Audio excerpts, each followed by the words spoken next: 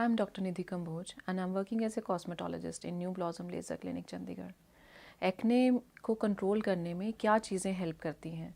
Home remedies ठीक रहता है या हमें over the counter products use करने चाहिए या हमें ट्रीटमेंट प्लान्स फॉलो करने चाहिए? इस बारे में हम इस वीडियो में बात करेंगे। Topical antibiotic creams, retinoid gels, niacinamide serums, over the counter बहुत सारी चीज़ें आपको या हर्बल कंपोजिशंस आपको मिल जाती हैं। So definitely no doubt they are किसी एक लेवल पे, सटल लेवल पे they keep helping in controlling acne या रिड्यूस करते रहते हैं एक्ने को। If the skin is not responding to these things तो हमें ट्रीटमेंट वाली साइड पे सोचना चाहिए सो दैट टाइमली हम चीज़ों को कंट्रोल कर पाएँ। अब हमें सिवेरिटी पे और ग्रेडिंग पे डिपेंड करता है कि हमने कौन सा ट्रीटमेंट प्लान चूज़ करना है। सबसे पहले आ जाता है कि हम स्किन के ऑयल ग्लैंड्स को कंट्रोल करें या स्किन बहुत ज़्यादा ऑयली है, वाइट हेड्स हैं, ब्लैक हेड्स हैं। In these conditions chemical peels play a very effective role in controlling acne और रिड्यूसिंग एक्ने। इसमें हम स्किन को ड्राई वाली साइड पे ले जाते हैं और काफ़ी ज़्यादा स्किन के टेक्सचर को में इम्प्रूवमेंट आ जाती है और अपीयरेंस में इम्प्रूवमेंट आ जाती है। सेकेंड स्टेज आ जाती है जब आपकी स्किन के ऊपर रेड बम्प्स हैं या पस्ट्यूल्स हैं। उस टाइम पे हमें ओरल एंटीबायोटिक्स का रोल आ जाता है, लेज़र थेरेपीज़ का रोल आ जाता है, एलईडी थेरेपीज़ का रोल आ जाता है, जिसमें हम स्किन की लेज़र की हीट से या एलईडी की हीट से हम लोग ये देखते हैं कि बैक्टीरियल ग्रोथ काफ़ी रिड्यूस हो गई है और रेड बम्प्स और पस्ट्यूल्स को कई बार हमें एक्सट्रैक्ट भी करना पड़ता है। उस टाइम पे हम लोग लेज़र के साथ कुछ अदर कॉम्बिनेशन ट्रीटमेंट्स भी करते हैं।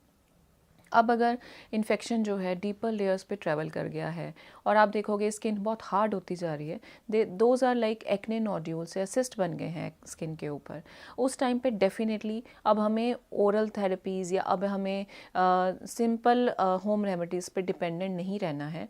तब हम उस तरफ जाते हैं कि लेज़र की लाइट से हम स्किन को थोड़ा सॉफ्ट कर पाते हैं।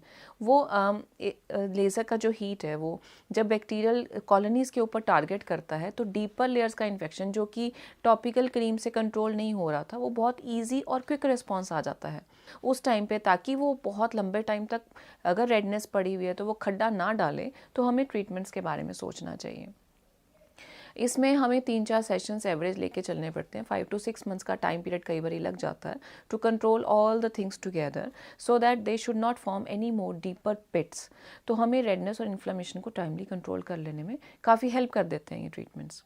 अब अगर हमें सपोज़ करो हमने ट्रीटमेंट्स ले लिया है और एक्ने के स्कार्स पड़ गए हैं या ब्राउन स्पॉट्स में कन्वर्ट हो जाते हैं due to exposure of UV rays, so अब उस कंडीशंस में हमें डर्मा रोलर्स कर सकते हैं, कार्बन लेज़र ट्रीटमेंट कर सकते हैं। डर्मा रोलर्स इनके ऊपर पंचर्स करके स्किन की ब्लड सप्लाई को बहुत क्विकली उसको सप्लाई को बढ़ा देता है, तो वो एकदम से जो जितने भी डार्क स्पॉट्स बनने की कोशिश भी कर रहे हैं तो एकदम से हीलिंग वाली साइड चले जाते हैं and skin becomes nice and very flawless हो जाती है।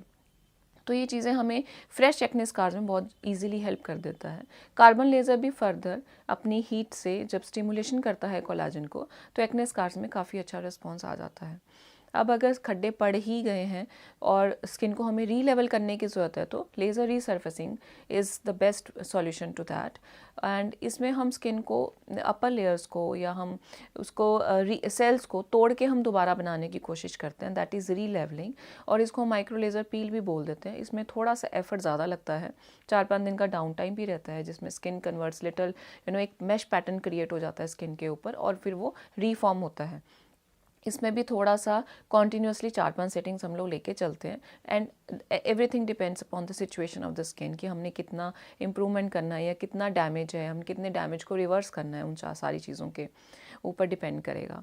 एंड नाउ अगर हमें लग रहा है कि सब कुछ ठीक है और चीज़ों को सिर्फ हमें मेंटेन करना है, ऑयल को सिर्फ कंट्रोल करके रखना है ताकि बहुत ज़्यादा प्रोमिनेंटली पोर्स विजिबल ना हो, फॉर दैट पिकोजेनेसिस हम करते हैं to minimise the pores and to control the skin oil वाला टेक्सचर जो है उसको हम कंट्रोल कर लेते हैं। और स्किन को हम थोड़ा थोड़ा आफ्टर एवरी 4 वीक्स या आफ्टर एवरी 8 वीक्स हम स्किन को मेंटेन करते हैं टेक्सचर को, सो दैट ऑयल भी कंट्रोल में रहे और आगे फर्दर एक्ने की रीअकरेंस भी ना हो। एंड आगे वी आर ऑल्सो इन चीज़ों को हम डिटेल में भी बात करेंगे. तो for that you can subscribe our channel and you can always call us on the numbers given below for further queries. Thank you.